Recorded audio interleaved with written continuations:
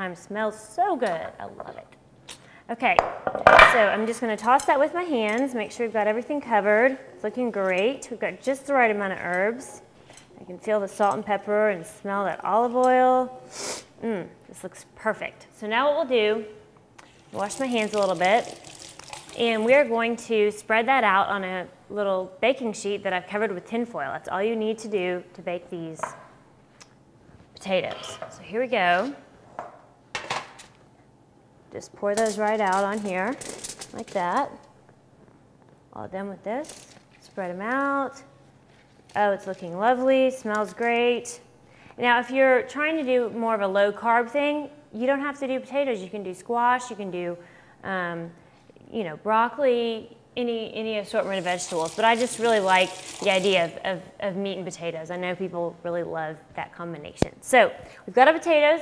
I'm going to head over to the oven. We'll pop those in there for, like I said, 20 to 25 minutes, and then we'll test them and see if they're soft and ready to go.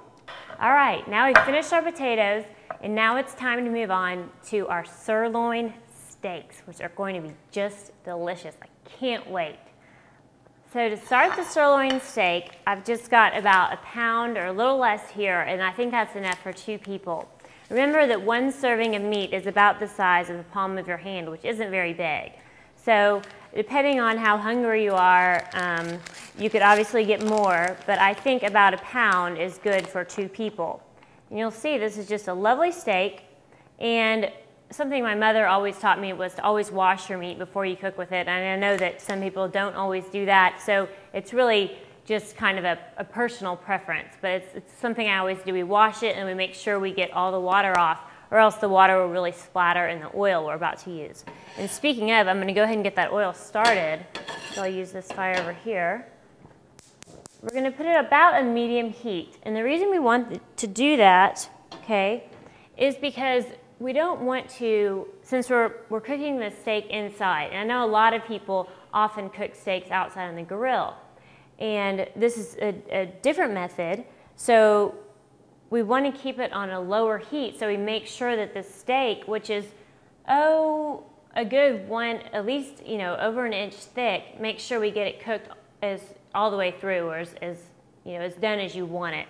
So you don't want to char those outsides before the inside gets cooked, so that's why we leave it on medium, and we'll do it about 6 minutes per side. And we'll end up with a great medium steak, which is just lovely for this type of steak. So I've got this wonderful sirloin here. Go ahead and dispose of the packaging. I'm sure my dog's going to come running here in a minute, but this is our sirloin steak. And if you got to see the series 1 of our meat series, you saw that we made the flank steak.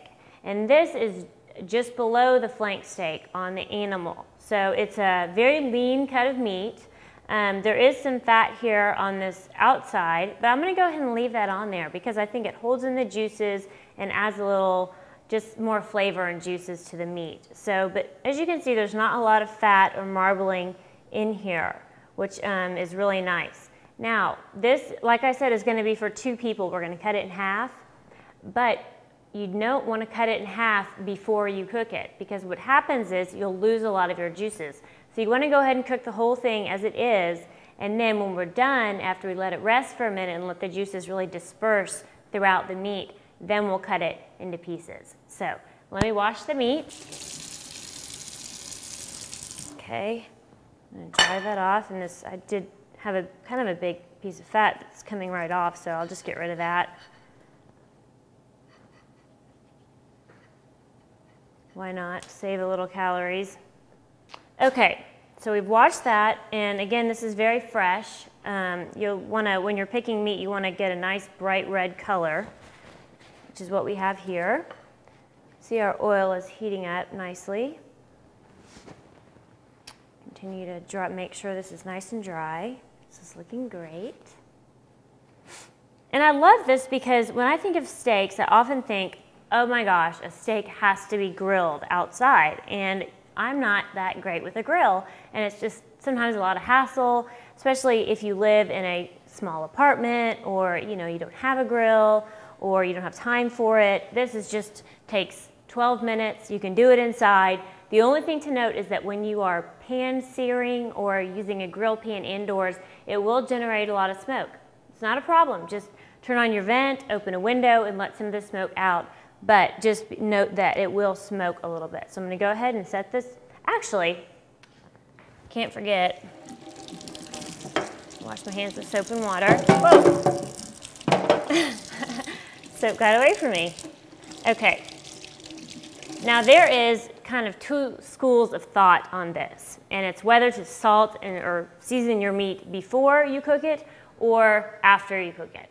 And I am of the school that seasons before, and not too much. I'm using a little bit of sea salt here